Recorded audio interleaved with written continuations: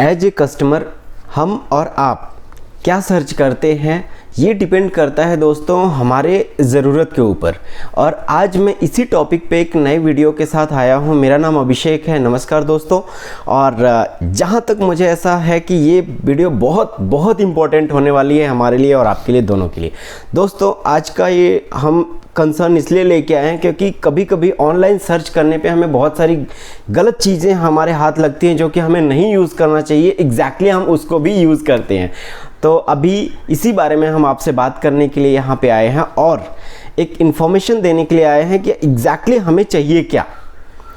दोस्तों जब हम पैकर्स एंड मोअर्स हायर करते हैं उस टाइम पे हमें सिर्फ प्राइस के बारे में न सोचते हुए क्वालिटी के बारे में भी ध्यान देना चाहिए।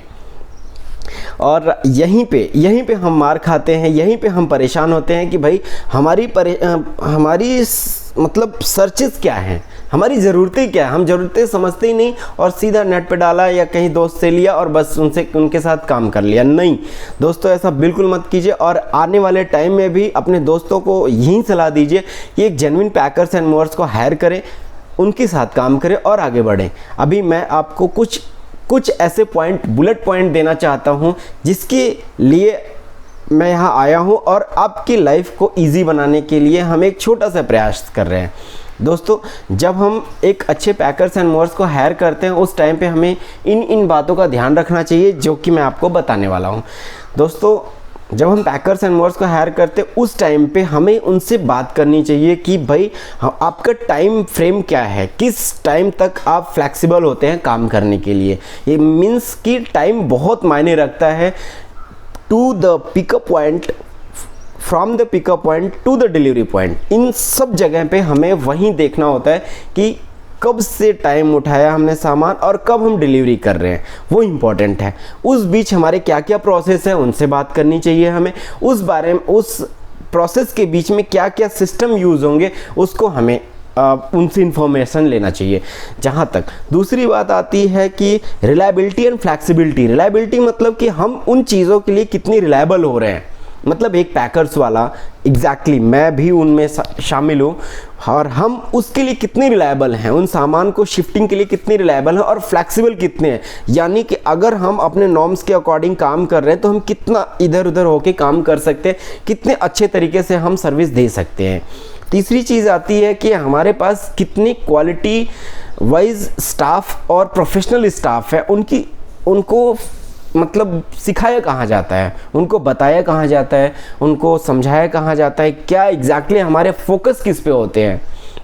दोस्तों ये सब पॉइंट इंपॉर्टेंट होते हैं। और नेक्स्ट पॉइंट पे अगर हम आते हैं तो प्राइस पे आते हैं। अभी मैंने स्टार्टिंग में भी आपसे यही बात बोला था कि हम प्राइस को ही पकड़ के बैठते हैं तो बड़ा मुश्किल होता है क्योंकि हमें क्वालिटी भी चाहिए।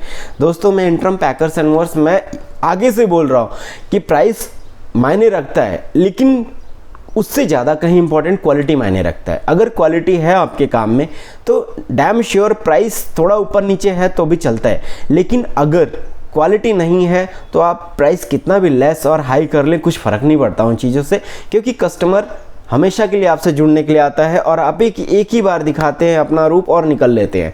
वो गलत है, ऐसा नहीं करना चाहिए हमें।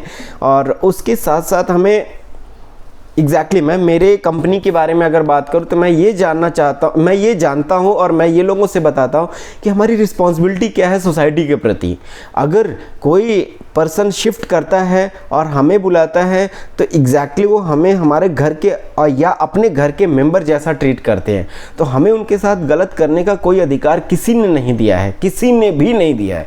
हम ये सोचे कि हम उनके साथ गलत कर ले, चीट कर ले, उनको बहुत परेशान कर ले, तो नहीं, ये गलत है, बिल्कुल गलत है। और इन चीज़ों से तो बिल्कुल ही बचना चाहिए दोस्तों। आज मैं थोड़ा जल्दी में ये वीडियो बना रहा हूँ क्योंकि थोड़ा लंबा ना हो जाए इसलिए।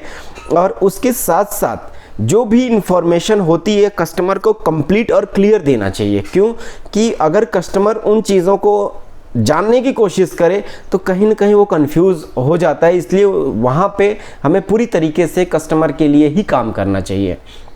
इसके साथ ही दोस्तों मैं अपने वीडियो को क्लोज करता हूँ। नमस्कार।